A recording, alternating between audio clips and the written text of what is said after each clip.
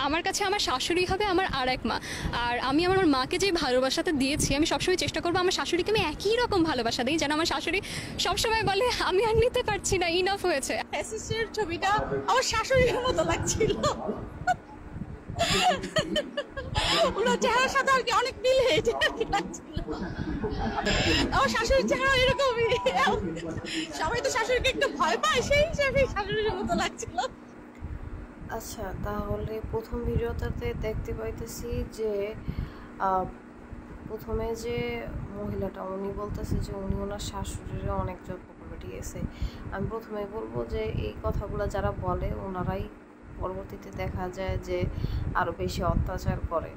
আর যেসব শাশুড়িরা যারা দেখেন বলে যে না আমি আমার ছেলের বউরে অনেক ভালোবাসবো, এরাই পরবর্তীতে যায় আবার ঠিকই ছেলের বউরে অনেক অত্যাচার করে, ঠিক আছে। এই শাশুড়ি পুতের বউ যে বন্ডিংটা, এটা আসলে এই যে মানে আজীবনেই আর কি এরকম ঝগড়া লাগেই থাকে, এটা কোনোদিন সমাধানের ইস্যু হয় না আর হবেও না। এটা একটা চিরন্তন সত্য হিসেবে সবার মাইনা নিতে হবে, ঠিক আছে। কিন্তু তাই বইলা সেকেন্ড যে ভিডিওটাতে দেখতে পাইতেছেন যে মহিলা বলতেছে ওনার শাশুড়ির চেহারা মনে এসে করছে ওইটা দেখা, ঠিক আছে। ওনার শাশুড়ি অনেক খুব ভয় পায়। ওনার শাশুড়ি যদি উনি এতই ভয় পেত উনি ক্যামেরার সামনে এরকম একটা কথা বলতে পারতো।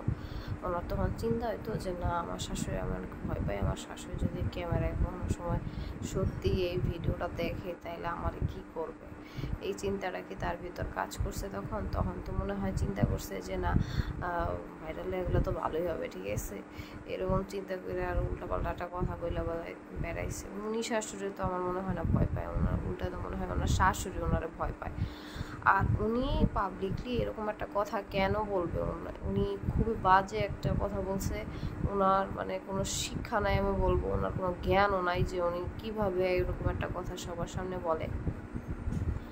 নিজের শাশুড়ি যতই খারাপ হোক, ঠিক আছে, উনিও তো একজন মা।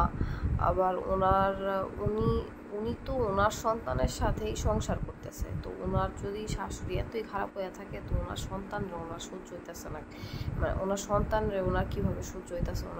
ওনার সন্তানরে ছাইরা সংসার করা উচিত, ঠিক আছে। কারণ এত ওনার শাশুড়ির সাথে যেরকম উনি করতেছে, উদাহরণ দিতেছে, সেই অনুপাতে তো মানে তাহলে ওই ছেলেরেও খুব খারাপভাবে করছে, বড় করছে মনে হয় আর শাশুড়ি। তো ওরকম ছেলের সাথে সে থাকবে কেন, ঠিক আছে। সে তার ছেলেরও ভালোবাসবে, তার ছেলের সাথেও থাকবে, আবার তার মারেও খারাপ বলবে, এটা কেন? ঠিক আছে। তুমি তোমার শাশুড়ি অবশ্যই সম্মান দিয়ে কথা বলবা, কারণ তোমার শাশুড়ি আর যাই হোক তোমার হাজব্যান্ডের মা, আর তোমার হাজব্যান্ড তোমারে এত মানে হাজব্যান্ডই দিন শেষে তোমার পাশে থাকে, বা তুমি তোমার হাজব্যান্ডে ধরে থাকো আজীবন, কিন্তু তাই বলে তুমি কখনো তার মারে অপমান করতে পারো না, ঠিক আছে। হ্যাঁ, এটা সত্যি কথা যে একজন মা তার সন্তান বড় করার পরে যখন দেখে যে আরেকজন মেয়ে যেই সন্তান এখন তার এত খোঁজ খবর নিতেছে, এত আদর যত্ন করতেছে, 2 দিন পর ঠিকই আরেকটা মেয়েরে বেশি আদর যত্ন করতেছে, বেশি খোঁজ খবর নিতেছে, তখন তো ওই মার জ্বলবেই যে আরে আমার ছেলে এত চেঞ্জ হয়ে গেল কেন, কি হয়েছে? তখন তো আমার সেই মার তো ঠিকই বিরক্ত লাগবে। এরকম হয়, এটা আমরা কেউ চেঞ্জ করতে পারবো না। আমরা চাইলে এটাও চেঞ্জ করতে পারবো না যে কেন এটা এরকম হয়, এটা কেন মানে এটা নারীদেরই একটা বৈশিষ্ট্যের মধ্যে রয়ে গেছে যে না নিজের মানে পছন্দের জিনিসটা অন্য কোনো নারীর সাথে তারা শেয়ার করতে পারে না। দেখা যায় যে সবচেয়ে ভালো মা যারা হয় তারাই সবচেয়ে খারাপ শাশুড়িতে পরিণত হয়। কিন্তু আমাদের ওইটাই মাইনা নিয়ে সংসার করতে হবে, আমাদের ওই রকম চলতে হবে। আমরা তাই বলে তাদেরকে এরকম ছোটো করতে পারি না, তাই বলে তাদেরকে এত হেয় করে কথা বলতে পারি না। আর উনি খুবই খারাপ একটা কথা বলছে সবার সামনে, ওনার এইভাবে কথাটা বলা একদম ঠিক হয় না। আমি খুব খারাপভাবে এটার তীব্র নিন্দা জানাই। আর আপনারাও বলেন কমেন্টে আমি যে কথাগুলো বললাম আমি কি ভুল বললাম নাকি সঠিক বললাম।